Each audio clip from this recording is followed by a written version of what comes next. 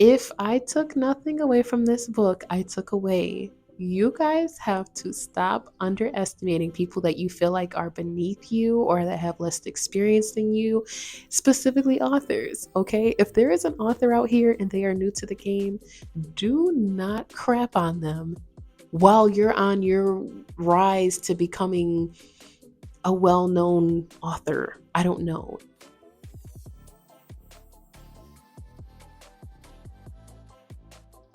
Hey, you guys, I'm back with a book review. The book I am reading today and reviewing is by Jeffrey Deaver. It is called Surprise Ending. This was a short story. It was all of 51 pages. I listened to it with the Kindle Unlimited read and listen program where you can just listen to the audiobook. I guess it's included with Kindle Unlimited. I don't know. All I know is this book definitely had a surprise ending, okay? This let's call him a detective. He no. Yes, so Bradley Reynolds is a detective, right? And he's a part of the organized crime task force.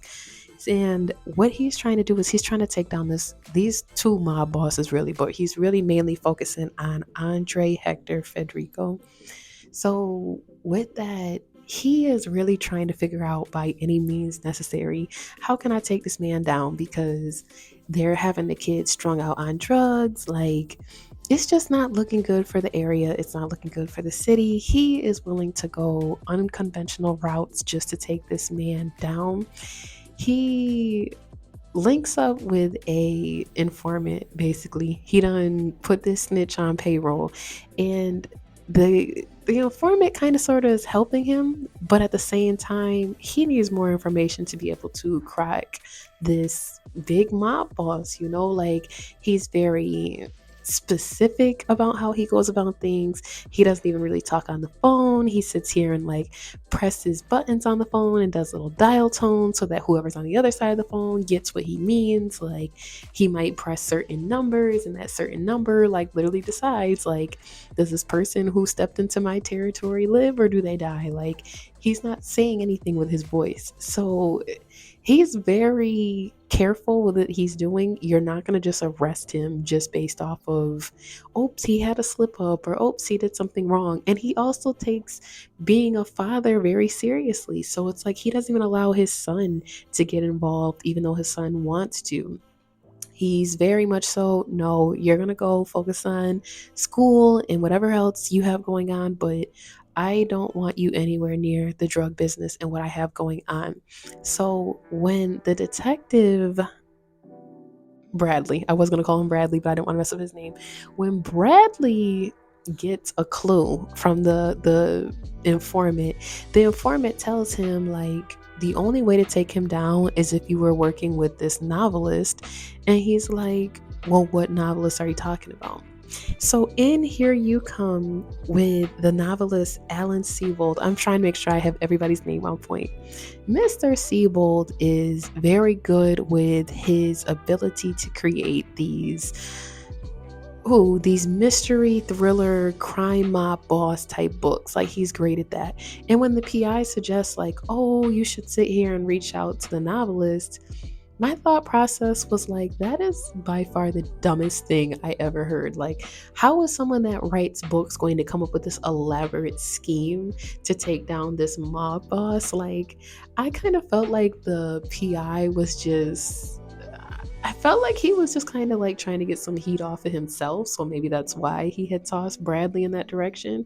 But regardless, Bradley follows up with Mr. Sebold. Mr. Sebold's like so excited. He's like, I'm going to go ahead and give you as much information as I can. And I'm going to try to, tell you how you could take him down. You could take down this mob boss, Hector, through his son. You just got to find the right way to do it. And they come up with this extremely strategic plan. And I was actually shocked when it worked. Not only that, Mr. Sebold is very, you get a very quick glimpse into his personality, that he is very, if it was his idea, he wants hands-on in it in some type of way. And the problem is Detective Bradley is not too, he's not too far off from that as well. Even when Detective Bradley's talking about himself and the work that his partner has been doing with him, he's always like, I've been working on this case. I've been doing this and I've been doing that. He's very thirsty for recognition. He's one of those cops that's willing to step on his partner so he can get a step closer to being whatever higher rank up it is that he's trying to get to. So he doesn't seem like a sleazeball. He just really wants to put away the bad guys, as he calls it, and he's like, I just want to do I want to do my thing. I want to do it by any means necessary. This book definitely has a surprise ending in the end because after Mr. Siebold calls himself helping this detective, now he realizes he's being followed and he's being chased, and he thinks it's by the very people that he helped to take down. And now he is so paranoid because he doesn't know which way to turn. What if the cop that brought him in? What if Bradley's a crooked cop? Or what if, Hector has one of his mob boss people chasing him around? Mr. Siebold literally starts to lose his mind. And in the last chapter of the book, when it unfolds how everyone has been manipulated, if I took nothing away from this book, I took away, you guys have to stop underestimating people that you feel like are beneath you or that have less experience than you, specifically authors, okay? If there is an author out here and they are new to the game, do not crap on them while you're on your rise to becoming a well-known author. I don't know. Don't crap on the people along the way because you never know when the tables will turn and when life will come back to humble you. This book definitely showed that. Like, life is not always going to go the way you thought it was going to go. This book was insane because it just showed you don't the bellhopper today might be the CEO of the company tomorrow. You literally never know. This book was really good. If you have not already, go ahead and hit the subscribe button. I am dropping book reviews every Wednesday and Saturday at noon. It's to the point now where I am scheduling these reviews so far out that I'm starting to wonder, should I drop like on Monday as well throughout the week? I don't know because I'm reading so many good books of urban fiction, psychological thrillers, mysteries, short stories, these novellas.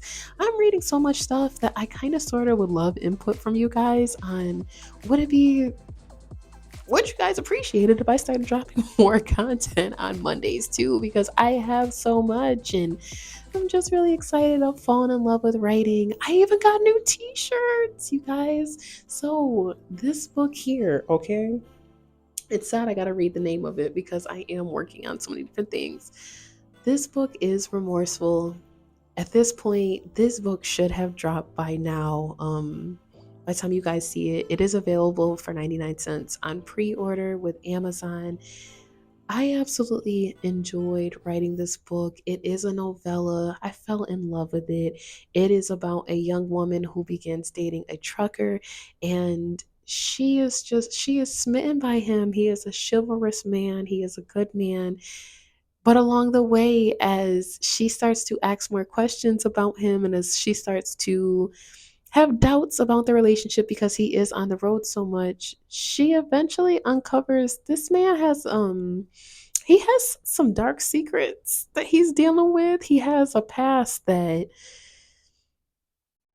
the man's doing a lot on the road, and that's all I'm going to say. Oh my gosh, thank you so much, you guys, for supporting my channel, for supporting my books and everything at this point. And I look forward to seeing you in the next book review. Bye. That means you're extra, extra.